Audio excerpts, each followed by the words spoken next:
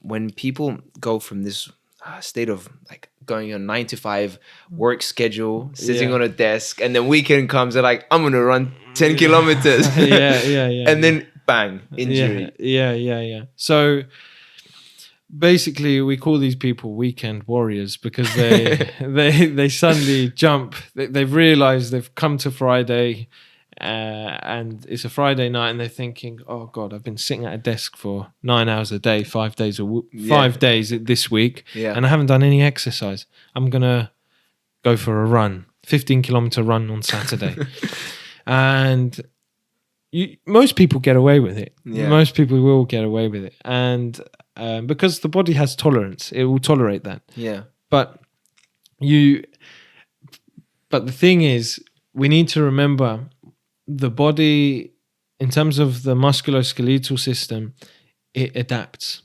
And I think thinking about what I've said, I think it does adapt in every system. But I can only speak for what I know. So it will adapt. So if you tell your body to sit the way we are now, and we do this for many hours, and we repeatedly do this for X amount of years, your tolerance to doing it, you'd think, should increase. Now, unfortunately, I don't think it does when we talk about the discs and things like that, where the ligaments in the lower back, they become stretched and the wear and tear increases.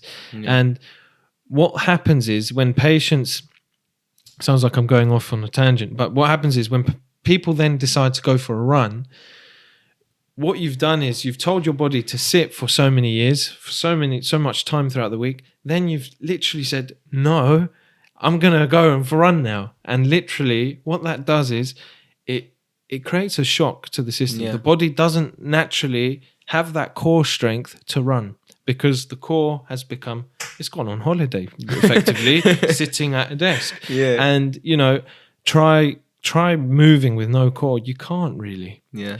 No one actually loses their core completely, but what I'm saying is your core stability decreases and declines as we sit at 90 in this position. Yeah.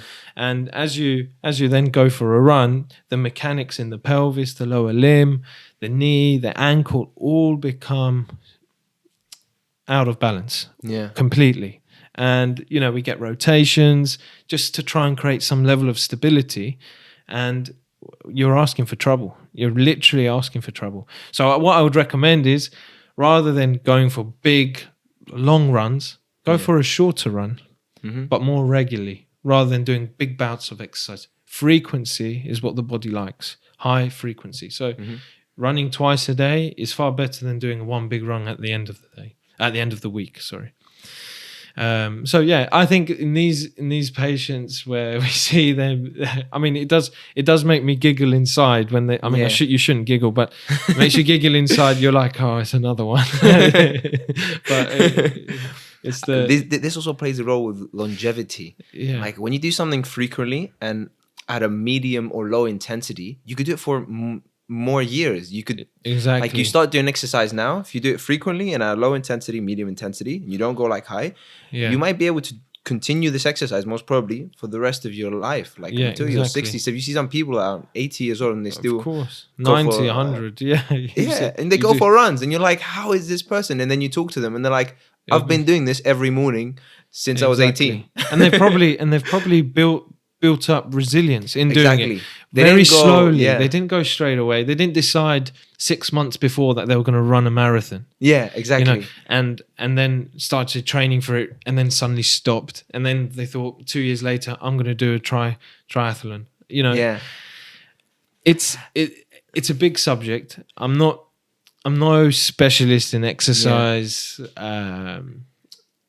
Prescription and knowing exactly coaching in this field, but what I do see is from really, really regularly is patients saying the same thing, and they're coming with the same problems, and I'm just thinking, well, there must be something here. Exactly. So that's what I'm basing this all on.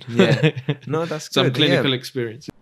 If you enjoyed that, you can click the link in the description to watch the full podcast or listen to it on Spotify, Apple Podcasts, and our website. You can also ask questions in the comments below, which will be directed to healthcare professionals in our future weekly episodes. Thank you so much for watching.